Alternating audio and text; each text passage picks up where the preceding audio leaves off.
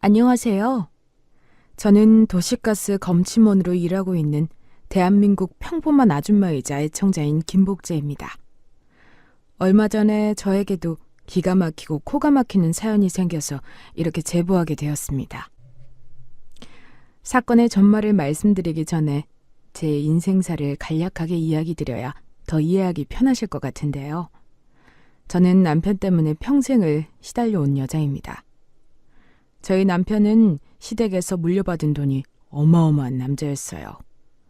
평생 일을 안 해도 먹고 살 만큼의 돈이었죠. 그렇다고 해서 제가 그 덕을 봤냐고요? 아니요. 저는 그 돈 한 번 만져보지 못했습니다. 돈 많고 키 큰 남편은 여성 편력이 장난이 아니었죠. 엄마, 아빠 어디 갔어? 나 아빠한테 뭐 좀 부탁할 거 있는데. 네 아빠가 가면 어딜 갔겠니? 순덕이네 다방에 가서 히히덕거리고 있겠지. 파리채 들고 남편 잡으러 다방에 가면 남편은 쌍화차에 있는 노른자를 호로록 마시며 여자들 앞에서 너털오줌을 짓고 있었어요. 여보, 애들 창피하게 여기서 도대체 뭐 하는 거예요? 나 정말 동네 사람들 앞에서 창피해서 말도 못하고 아우 속 터져 정말. 당장 집에 안 들어와?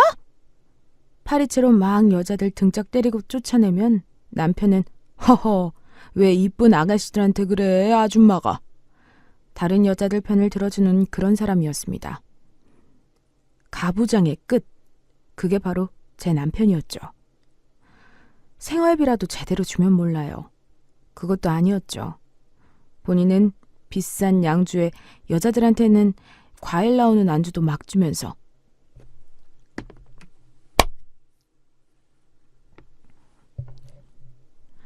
그것도 아니었죠. 본인은 비싼 양주에 여자들한테는 과일 나오는 안주도 막 사주면서 저한테는 애 도시락 반찬 살 돈도 흔쾌히 안 주는 놈이었습니다. 뭐 저한테 돈을 주면 버릇이 나빠진다거나 뭐라나? 그래서 계단 청소부터 시작해서 장례식장 도우미, 반찬집 주방 아줌마 등등 안 해본 일이 없습니다. 남들은 겉으로 보기엔 부자 남편 둬서 제가 잘 사는 줄 알았겠지만 전혀 아니었어요. 결혼식은 성대하게 하면서 막상 인생은 시궁창이니 창피해서 동창 모임도 가지지 못했죠. 그 당시 기독교였던 저는 하나님께 기도했습니다. 아니 하나님, 우리 남편 좀 데리고 가봐요. 에? 이 사람이 내 옆에 있으니까 내 명이 단축되는 것 같아요, 하나님. 제발 좀 데리고 가요. 막 죽으라고 기도를 했어요. 얼마나 화가 많았으면 그랬겠어요. 근데 그 기도발이 먹힌 겁니다. 어느 날 남편이 실신을 했는데 큰 병원에 가서 검사를 해보니 대장암 3기 말이라는 거예요. 대장암은 원래 증상이 없습니다. 아마 그동안 혈변이나 식은땀과 같은 증상이 있었을 텐데 크게 고통이 느껴지지 않으니 남편분께서 간과한 듯 싶습니다. 마음의 준비를 하시는 게 가족분들에게 좋으실 겁니다. 그렇게 바람피고 20년을 사람 속썩인 남편이 말기 암이라고 하니 저도 마음이 많이 아프더라고요. 괜히 제 기도 때문에 이 사람이 이렇게 된 것 같고 참회하는 마음으로 간병하기 시작했습니다. 근데 이놈의 성질머리는 아파도 그대로이더라고요. 아픈 사람 똥오줌 다 받아내고 삼시세끼 밥 먹여주고 욕창 생길까봐 등 닦아주고 마사지해줬더니 임종을 앞두고 하는 말이 뭔지 아세요? 죽기 전에 순자 얼굴 한번 봤으면 좋겠네. 순자가 누구냐면요. 남편이 동창회 갔다가 바람난 초등학교 첫사랑이에요. 저는 말기 암으로 얼굴이 새까매지고 이승과 저승 왔다 갔다 하는 환자인 제 남편 머리를 아주 세게 꿀밤 때렸습니다. 그 순간만큼은 너무 밉더라고요. 내가 미쳐. 아이고 정말 시집 잘못 가서 평생 고생하네. 당신 본처가 옆에서 간병해주는데 첫사랑 얼굴 보고 싶다고 해? 에이구 썩을 놈, 이 썩을 놈아. 지옥에나 떨어져라, 응? 그동안 속에 담아둔 이야기들을 막 쏟아냈습니다. 그 독서가 남편한테 영향을 끼친 건지 며칠 안가 세상을 떠났죠. 슬프지도 않고 눈물도 안 나고 속이 후련했습니다. 죽기 전까지 여자 타령하는 놈을 오래도 데리고 있었다 싶어 제 자신이 기특하기도 했고요. 장례식장에서 영문도 모를 여자들이 몇몇 와서 남편의 영정사진을 보고 눈물을 훔치기도 하더라고요. 전 속으로 아휴, 전현도 다방 여자겠지. 참 딱하다, 딱해. 육개장 한 그릇씩 대접하고 보내버렸습니다. 이 사람 말년에 도박, 노름으로 재산 다 탕진하고 돈도 안 되는 빚덩이 땅 하나 물려주고 갔어요. 전 그 땅에 융자 걸려있는 줄도 모르고 재산 포기도 안 해서 땅과 함께 빚더미에 앉았죠. 하나 있는 딸내미 엄마 팔자 안 닮게 키우고 싶어서 죽어라 이래서 땅에 있는 융자 갖고 살았습니다. 근데 하늘은 열심히 사는 자를 외면하지 않더라고요. 그 땅에 있는 지역이 개발 후 제 지역으로 뽑혀서 소위 로또 대박 당첨된 것처럼 땅값이 엄청 오른 거였습니다. 저는 그 땅을 팔아서 서울 쪽에 작은 건물을 샀고 그게 또 쭉쭉 값이 올라서 노후 걱정이 없게 된 거였어요. 딸내미 잘 키우고 싶어서 건물에서 나오는 돈으로 캐나다 단기 유학도 보내고 애 승모도 시키고 좋다고 하는 건 다 시켰습니다. 근데 참 자식 내 마음대로 안 된다고 하는 말이 딱 맞더라고요. 엄마가 돈을 얼마나 들여서 투자를 하는데 속도 모르고 맨날 놀러 다니고 집중도 안 하는 겁니다. 속이 답답한 마음에 딸내미 사주나 한번 보러 갔어요. 저는 제일 걱정되는 게 딸이 제 팔자를 닮을까 무서워요. 애는 가만히 내버려 둬야 해요. 사주를 보니 야생마 같은 팔자일세. 묶어두지 않으면 알아서 잘 살겠지만 묶어두려고 하면 주인한테도 스트레스, 본인한테도 스트레스인 거야. 답답해도 딸을 가만히 하고 싶은 대로 하게 내버려 둬야 엄마 팔자를 안 따라갑니다. 그래서 애 유학 보내는 것도 그만두고 그냥 아무것도 안 하고 내버려 뒀습니다. 그러자 정말 신기하게 딸이 스스로 정신을 차리더라고요. 집을 떠나서 고등학교를 기숙사로 가더니 공부를 열심히 하는 겁니다. 너 갑자기 공부를 왜 이렇게 열심히 하는 거니? 엄마가 요즘 너 보면 뿌듯하다. 몰라. 나 하고 싶은 거 생겼어. 화장품 회사 들어가고 싶어. 그러려면 성적 좋아한다고 해서 그래서 하는 거야. 정말 딸내미는 본인 스스로 학원에 가고 싶다고 저에게 부탁을 하기도 했어요. 맨날 중학교 때까지만 해도 전교 꼴등을 도맡아더니 대학을 서울권으로 간 겁니다. 대학에 가서도 엄청 열심히 하더라고요. 장학금 탔다면서 엄마한테 100만 원을 턱 선물해주기도 하고요. 항상 저희 딸은 말괄량이에 남자처럼 밖으로 돌아다니는 애라서 걱정이 이만저만이 아니었는데 결국 자기 앞길 알아서 잘 찾아가는 걸 보면 너무 뿌듯한 겁니다. 근데 그 감사함도 잠시였어요. 대학에 들어가서 공부 잠깐 열심히 하는 것 같더니만 그 원래 본성, 노는 거 좋아하는 본성, 지 아빠를 쏙 빼닮은 모습이 나오기 시작한 겁니다. 성인이 되니까 술도 마실 수 있고 클럽도 갈 수 있고 뭐든지 자유롭게 할 수 있잖아요. 얘가 클럽에 미쳐버린 겁니다. 맨날 술 마시고 남자 만나고. 엄마. 아우 됐어. 오늘은 또 어디서 술을 진탕 마시고 온 거야? 너 정말 이렇게 막 살 거야? 엄마가 이 나이 먹고 다 큰 딸내미 해장국 끓여줘야 돼? 몰라. 속 쓰려. 토할 것 같아. 맨날 딸 등짝 때리고 그것도 며칠 가지 않더라고요. 또 클럽에서 남자 만나고 반복되는 딸내미 인생이었습니다. 하루는 남자한테 크게 대인 건지 집에 와서 대성통곡을 하더라고요. 엄마, 남자 다 똑같아. 다 필요 없어. 나 그냥 혼자 살래. 뭐가 중요해? 그냥 엄마랑 같이 살래. 너 또 이상한 소리 한다. 시집 잘 가서 남편도 만나고 애도 낳고 행복하게 살아야지. 정말 네 아빠 닮아가지고 맨날 놀고 술 마시고 피출 어디 안 간다고 하더니 딸내미의 이런 이야기들이 그저 치기 어린 나이에 하는 실없는 소리인 줄 알았어요. 그런데 딸은 진심이었습니다.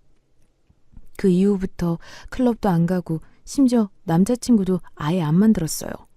그렇게 남자에 미쳐서 울고불고 하던 딸이 어떤 상처를 받았길래 정신을 번쩍 차린 건지 알 수는 없지만 그래도 더 이상 술은 마시지 않는다는 점에서 안심이 되었습니다. 문제는 시간이 흘러 결혼 정년기가 된 딸이었어요.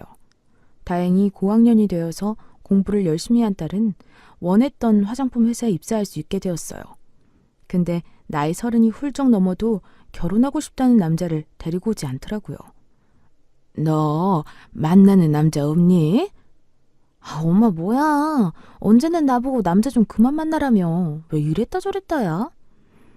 아유, 그거야. 네가 워낙에 놀러 다니고 날라리 같은 애들한테 마음 대어서 울고 그러니까 엄만 걱정돼서 그렇게 말한 거지.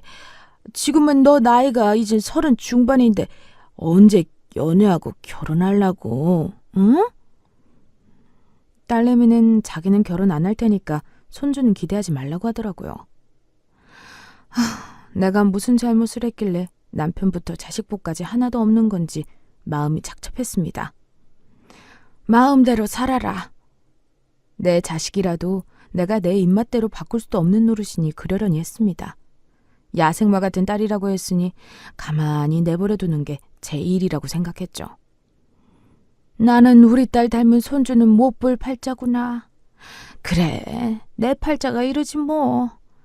체념하고 있던 그때 갑자기 딸내미가 깜짝 놀랄 만한 이야기를 하는 겁니다. 갑자기 결혼을 하겠대요. 얼마 전까지만 해도 혼자 살겠다고 선포한 아이가요. 결혼? 갑자기? 결혼하고 싶은 남자가 생겼어. 엄마한테도 소개해주고 싶을 정도로 괜찮은 사람이야. 누구냐고 뭐하는 사람이냐고 막 꼬치꼬치 캐물으니 알려주더라고요. 연세대 나오고 삼성에서 일하다가 현대차로 이직해서 근무하고 있다는 겁니다. 대기업 다니고 연대에 공부도 잘하고 건실해 보이더라고요. 나중에 사진 보니까 생긴 것도 남자답고 훤하게 생겼더라고요. 결혼 결심한 딸이 마음이 바뀔세라 전 좋다고 엄마는 응원한다며 지지해 주었어요. 사이가 와서 인사하는데 사람이 참 밝아 보이더라고요. 어머님, 한평생 고생스럽고 힘들게 키운 이쁜 따님 평생 행복하게 해드리겠습니다. 걱정 마세요. 그리고 너무 감사합니다. 깍듯하게 인사하는데 마음이 든든한 겁니다. 결혼을 승낙했고 상견례까지 착착 잘 진행되었어요. 친구들한테 막 자랑을 했죠. 우리 딸이 드디어 시집간다면서요. 근데 친구가 제 이야기를 듣더니 딸이랑 사위 생년월시를 좀 달라는 겁니다. 성균관대 대학원에서 명리학을 공부하는 친구였어요. 그 친구가 심각한 표정으로 종이에 막 뭘 쓰더니 한숨을 푹 쉬는 겁니다. 이 여자도 내 여자, 저 여자도 내 여자 하는 스타일이네, 사위가. 딸내미는 남자로 태어났으면 천하를 누리는 대장부 성격인데 어쩌다 둘이 만난 건지 운명이라는 게 참 신기해. 무슨 소리 하는 거야, 형식이 엄마. 애 결혼이 코앞인데. 좋은 소리는커녕 뭔 소리를 하고 있는 거야? 아이고, 내 입이 주책이지 주책이야. 그런 게 아니라 요즘 사람만 보면 사주를 한번 보고 싶어서. 미안해. 나 원래 주책 바가지인 거 알잖아. 괜히 친구의 한마디에 기분이 팍 상한 겁니다. 기독교이긴 하지만 은근히 또 제가 사주나 명리학 쪽엔 귀가 얇은 편이었거든요. 이제 와서 결혼을 물을 수도 없는 노릇이고 불안한 마음에 다른 사주 보는 집을 찾아가 보니 둘이 둘 다 불인데 잘 만나면 활활 타오르고 잘 살 거라고 걱정하지 말라고 말씀하시더라고요. 오히려 더 잘 살 수 있으니 괜한 걱정하지 말라는 말에 위안을 얻고 그 친구는 그냥 멀리하게 되었습니다. 결혼은 일사천리로 진행하게 되었고 모두의 축하 속에서 성대하게 마무리를 지을 수 있었어요. 야생마 같은 제 딸의 고삐를 잘 잡아줄 수 있는 사이가 생긴 것 같아 든든했습니다. 주변에서도 사위가 인물이 너무 좋다면서 다들 저를 부러워했고요. 그런데 문제가 생긴 겁니다. 제 딸이 화장품 회사에서 근무한다고 했잖아요. 일하면서 2세 계획을 세우려고 하다 보니 쉽지 않았나 봅니다. 결혼한 지 1년 반이 지나도 아이가 안 생기길래 둘이 산부인과에 간 모양이더라고요. 거기서 자궁 내막증 병명을 진단받은 거예요. 뭐라고? 자궁 내막증이라니. 의사쌤은 뭐라고 하디? 몰라. 여자 10명 중에 1명한테 발병된다 그러던데 이게 있으면 자연 임신이 힘들대.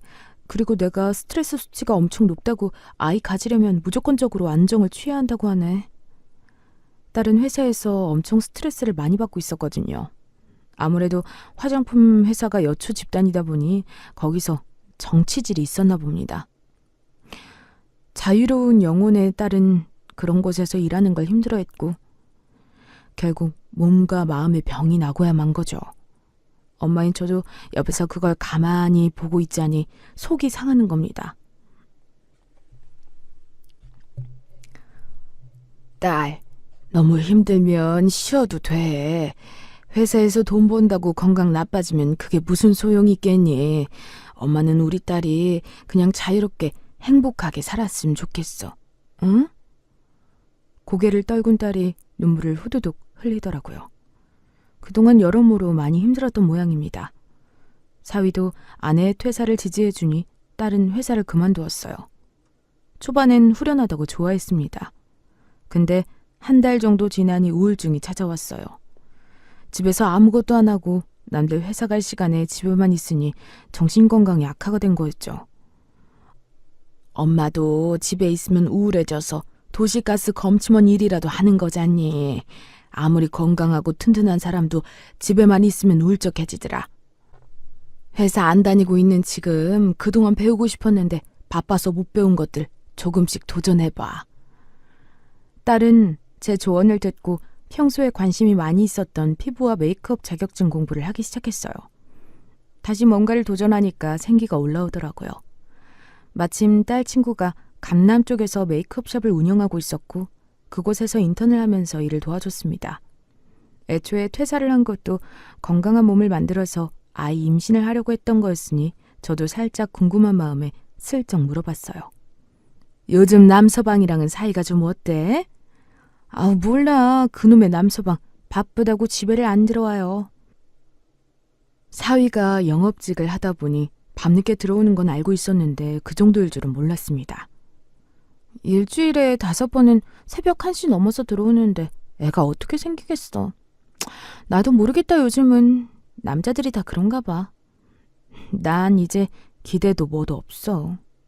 아기도 그냥 생기면 생기는 거고 안 생기면 어쩔 수 없는 거고. 체념한 듯 보이는 딸내미를 보니 속상했습니다. 제가 사위한테 한마디 할까 하다가도 괜히 부부 일에 제가 끼어들면 좋을 거 없을 것 같아서 꾹 참았어요. 주변 사람들한테 조언을 구하니 영업직 일하는 사람들은 대부분 집에 늦게 들어오고 그렇다고 하더라고요. 사실 저도 사위가 어느 순간부터 저에게 대하는 태도가 달라졌다는 건 직감적으로 느꼈습니다. 사위는 처음엔 너무 싹싹했어요. 제 생일날에는 장모님 덕분에 제 아내를 만날 수 있었습니다. 장모님이 저에게 은인이세요. 명품 지갑을 건네기도 했고요. 평소에도 홍삼이며 공진단이며 몸에 좋다는 건 막 갖다 주고 용돈도 턱턱 주기도 했습니다. 그런데 어느 순간부터 제 생일날에 3만 원짜리 스틱 홍삼을 건네주며 밥 먹을 때도 바쁘다고 핸드폰만 보고 있거나 회사에서 받은 거라고 치약 칫솔 세트로 생일을 퉁치더라고요.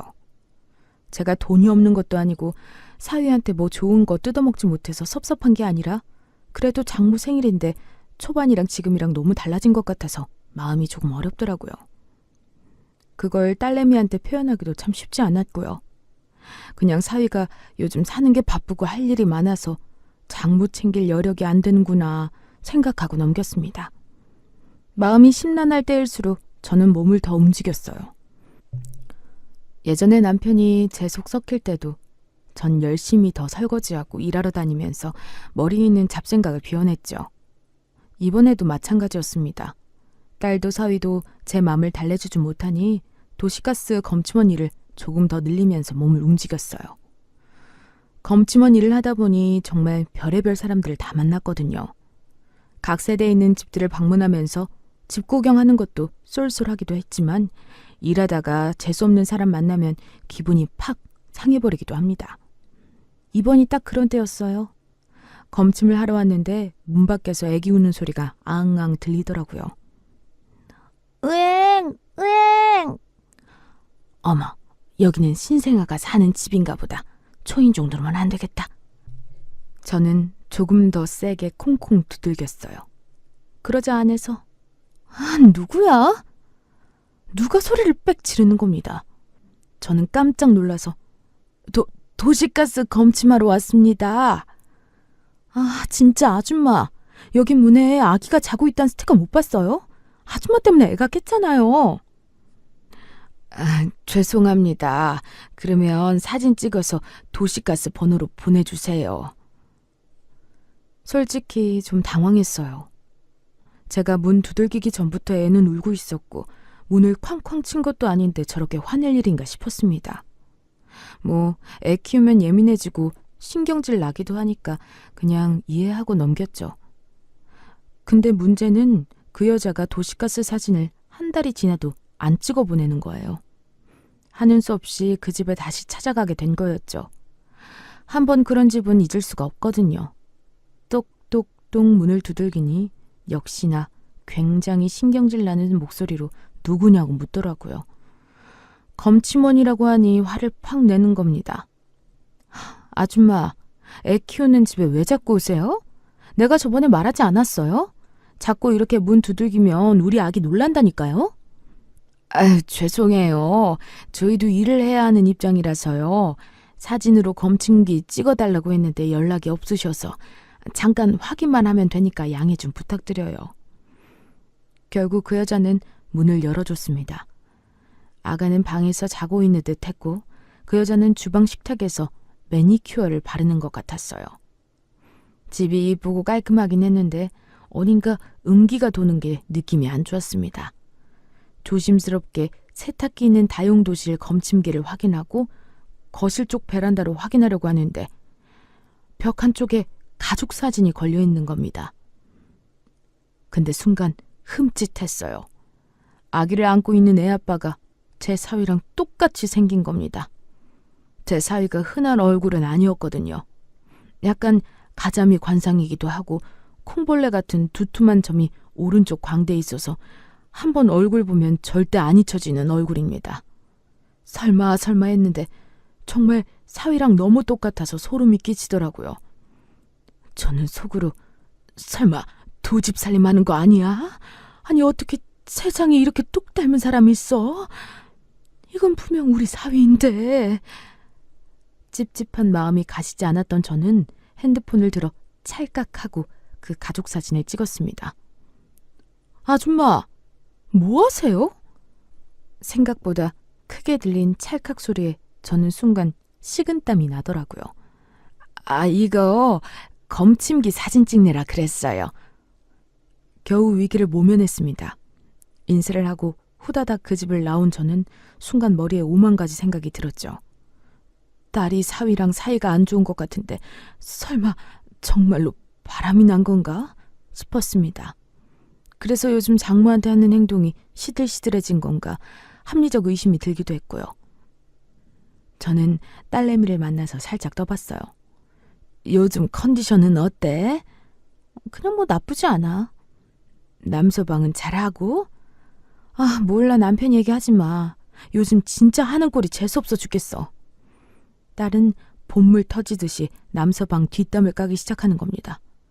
밤에 늦게 들어오고 스킨십도 뜸해지고 여러모로 딸 마음을 속상하게 하는 것 같더라고요. 퇴사하고 나서 부부관계가 더 안 좋아졌다고 하는 겁니다. 제 입으로 먼저 남서방이 바람난 거 아니냐고 말하기가 좀 뭐해서 가만히 기다렸어요. 전 속으로 그래, 지지고 볶고 그러다가 또 사이 좋아지고 하는 게 부부인 거지. 내가 괜한 소리 꺼냈다가 둘 사이 갈라놓기라도 해봐. 아우, 생각도 하기 싫다.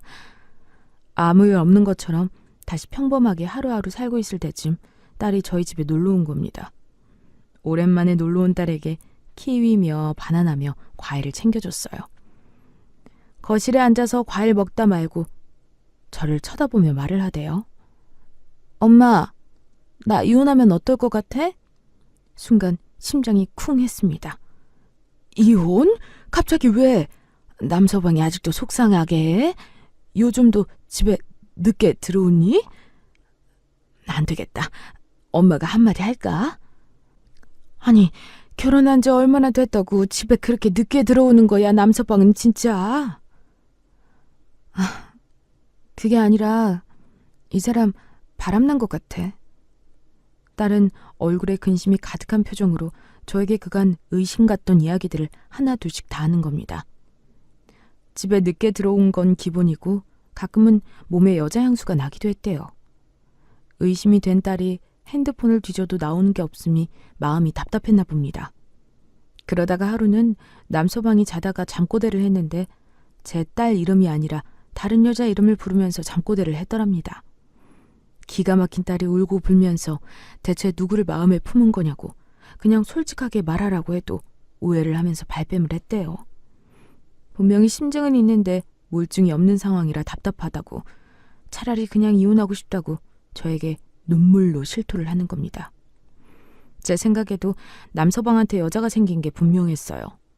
딸에게 사실대로 말했습니다. 엄마가 검침원 일을 하다가 어떤 집에서 남서방이랑 똑같은 남자 얼굴이 걸려있는 가족 사진을 봤다면서요. 그리고 찍은 사진을 보여줬어요. 엄마, 이건 남서방 닮은 남자가 아니라 그냥 남편이잖아. 아니, 우리 남편이 왜 딴 여자랑 가족 사진을 찍었어? 대체 이건 뭐야? 사진 좀 나한테 보내봐. 카톡으로 사진을 받은 딸은 확대를 해서 자세히 보기 시작했어요. 심각한 표정도 잠시 갑자기 배꼽을 잡고 깔깔깔 웃는 겁니다. 와, 세상 돌아가는 거 정말 소름 끼친다. 우리나라가 아무리 작아도 그렇지 어떻게 사람이 이렇게 이어지는 거지? 와, 진짜 이거 뭐야? 딸은 혼자서 기가 막히다는 듯이 헛웃음을 짓는 겁니다. 왜 누군데? 아는 여자야? 왜 혼자서 웃는 건데, 심각한 상황에서. 딸이 꺼낸 이야기는 그야말로 충격 그 자체였어요. 엄마, 나 강남에서 저녁에 메이크업 일하는 거 알지? 거기 업소녀들이 얼마나 많이 오는지 알아? 그중에 내 담당 손님이 있는데 얘가 걔야. 와, 진짜 대박이다. 저는 이해가 안 됐어요. 그게 무슨 소리냐고 다시 물었죠. 알고 보니 딸이 저녁에 메이크업 일을 할 때 대부분 손님들이 밤일하는 여자들이었나 봐요. 그 여자들은 메이크업을 받을 때 친구랑 통화를 하면서 별의별 이야기를 다 하더랍니다. 미용실 스태프들은 그 여자 사정을 훤히 알고 있었죠. 한 여자가 메이크업을 받으면서 그랬대요. 그러니까 진짜 생리를 5달 동안 안 하길래 그냥 그러려니 했는데 애가 생긴 거야. 나 원래 생리 1년씩 안 하고 그러잖아. 이번에도 그냥 그런 건 줄 알았는데 토할 것 같아서 약국 가서 약 달라고 하니까 혹시 모르니 임신 테스트기 먼저 하라고 하더라고. 보니까 2줄이래. 병원 가니까 이젠 지울 수도 없대. 개월수가 많이 돼서. 뭐? 애 아빠가 누구냐고? 아니, 낸들 아니야. 그래서 손님 중에 제일 멍청하고 살살 꼬시면 넘어올 것 같은 그런 놈 콱 물어가지고 네 아들이라고 했지 뭐. 돈 많아 보이는 남자를 콱 잡은 그 업소 여자는 일을 그만두고 남자가 마련해준 집에서 들어가서 애 낳고 살고 있다고 하는 겁니다. 그런데 딸내미가 말해준 그 이야기의 주인공이 가족 사진에 있는 그 아기 엄마 이야기라는 겁니다. 엄마, 세상 무섭지 않아? 아니, 너무 화나네. 그리고 웃겨. 와, 얘네 둘이 밤마다 놀아나는 것도 모르고 난 상간녀 화장해준 거잖아? 딸은 미친 사람처럼 깔깔 웃다가 펑펑 울었어요. 제정신으로 버티기 힘들죠. 엄마인 저도 옆에서 그 모습을 지켜보느라 마음이 찢어지는 것 같았습니다. 그런데 딸은 갑자기 울음을 뚝 그치고 결심을 한 듯이 말한 겁니다. 엄마, 애 없는 게 신의 한 수였네. 나 이놈이랑 이혼하고 복수 제대로 할 거야. 나 자유롭게 살 거야. 그동안 남자가 뭐라고 내가 이렇게 매달린 거지? 엄마 고마워. 이젠 심증이 아니라 물증까지 있으니까 그놈 빼도 박도 못하겠다.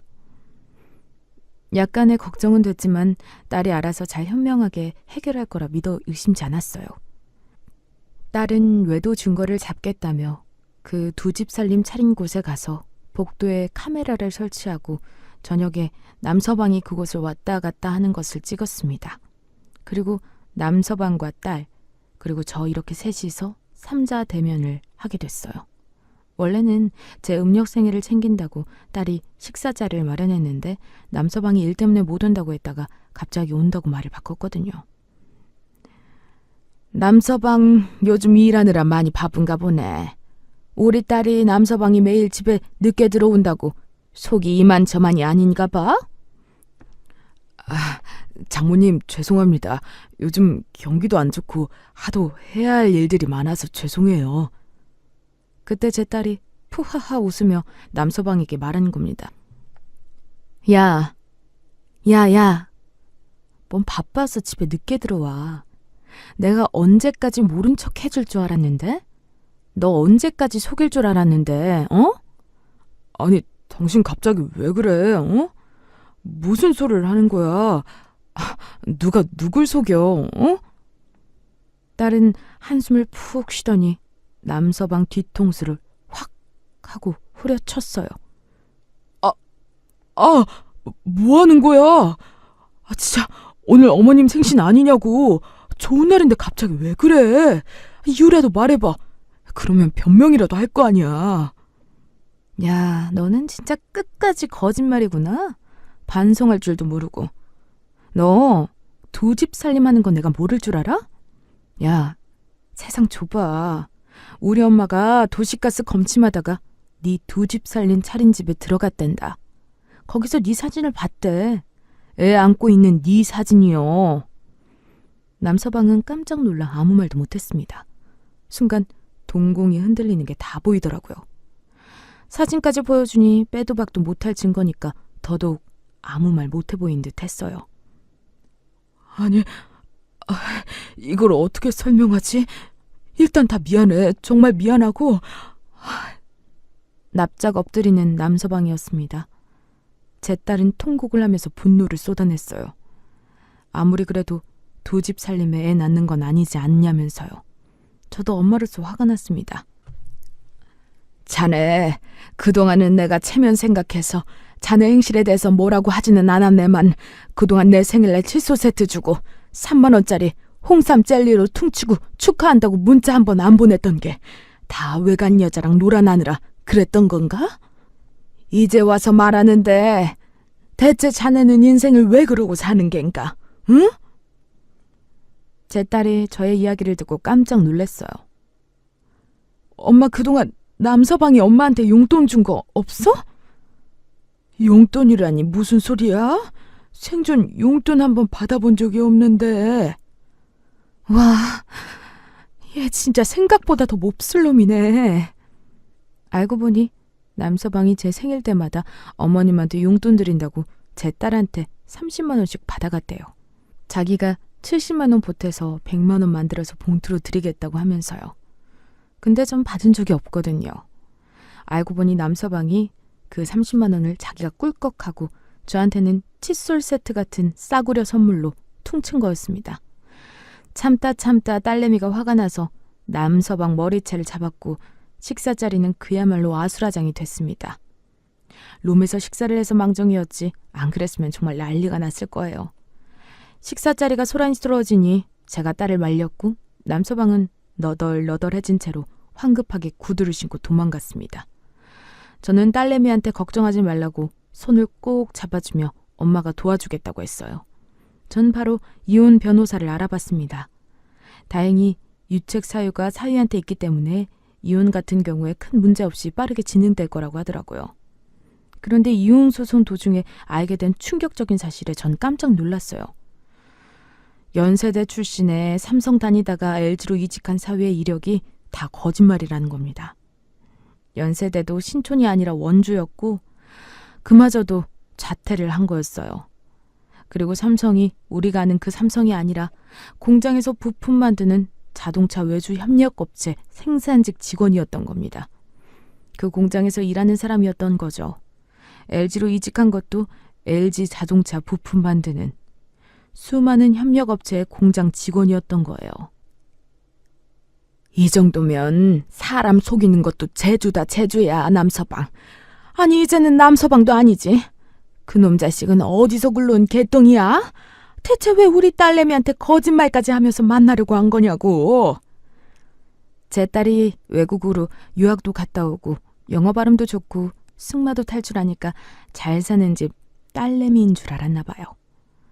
그래서 제 딸이랑 결혼해서 마음 편하게 잘 먹고 잘 살려고 했는데 생각보다 제가 돈을 딸한테 많이 쓰지도 않고 딸도 자립심 있는 성격이라 혼자서 돈 벌어서 쓰는 그런 스타일이었던 거죠.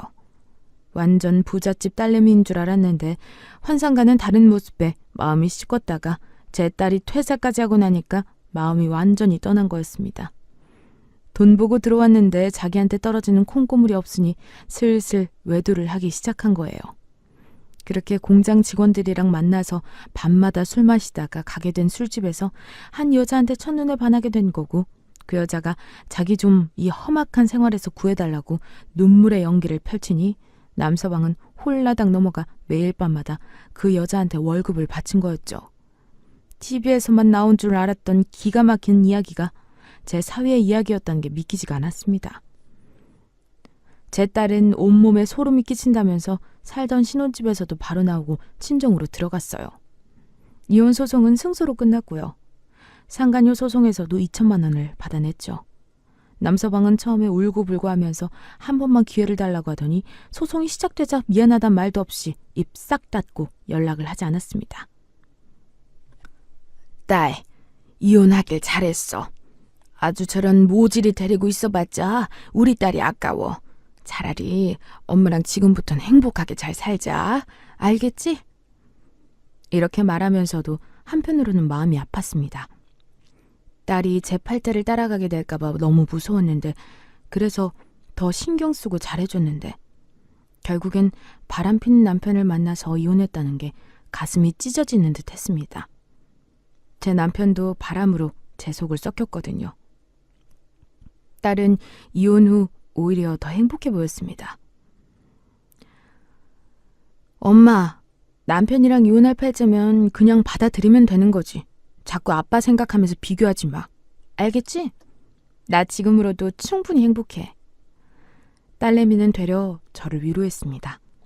딸은 씩씩하게 다시 몸도 마음도 회복하게 되었고 본인이 배운 기술로 작은 피부 관리숍을 차려서 행복하게 하루하루 잘 살고 있었어요.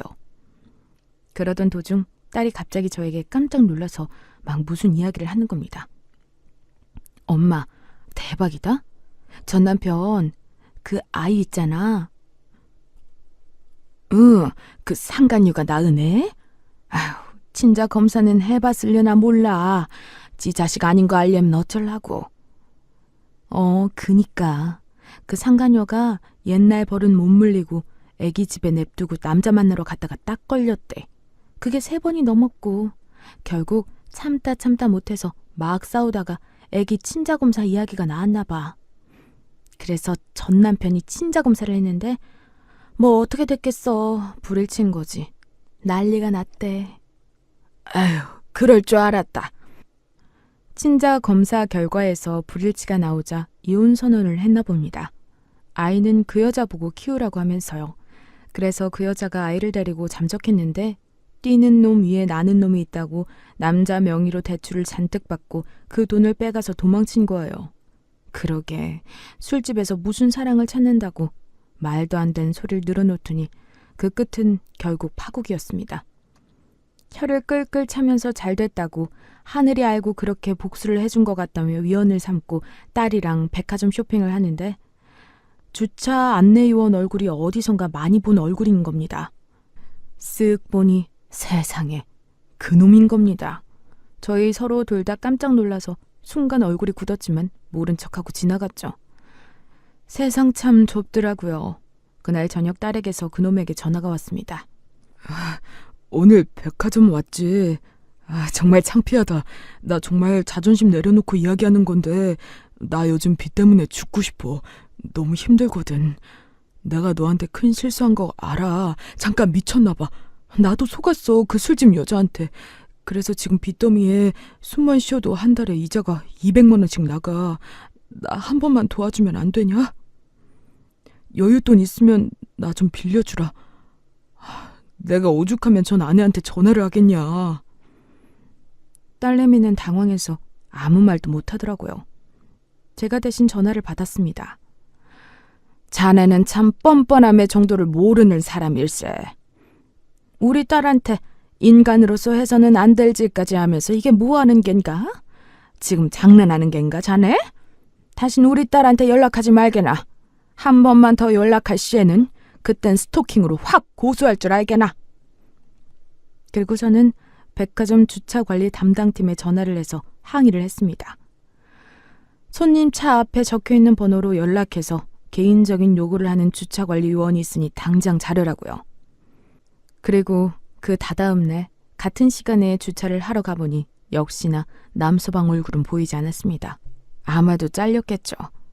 머리부터 발끝까지 거짓말로 점철된 인간. 결혼하고 나서도 이중생활을 한 그놈은 생각만 해도 치가 떨립니다. 그래도 그 거짓말 하늘을 속이지는 못하는 것 같더라고요. 결국 벌 받고 저희 모녀 앞에 사라진 그놈은 지금 뭐하고 지내는지 알 길이 없습니다. 아마 어디선가 구걸을 하거나 또 거짓 신분으로 사람들을 속이며 다닐 수도 있겠네요. 야생마 같은 삶을 살 거라는 저희 딸. 역시 결혼도 이혼으로 마무리했습니다. 야생마는 그 어떠한 사회 제도에도 속박되어 있으면 안 되나 봐요. 피부 관리샵을 하다가 딸은 유학 시절에 배운 영어 실력을 가지고 지금은 세계 곳곳을 돌아다니며 여행 가이드 일을 하면서 살고 있습니다. 정말 결혼 생활할 때보다 100배는 더 행복한 얼굴로 하루하루를 살고 있네요. 그 어느 나라에도 속해 있지 않고 자유롭게 다니는 지금이 너무나도 적성에 잘 맞다고 합니다.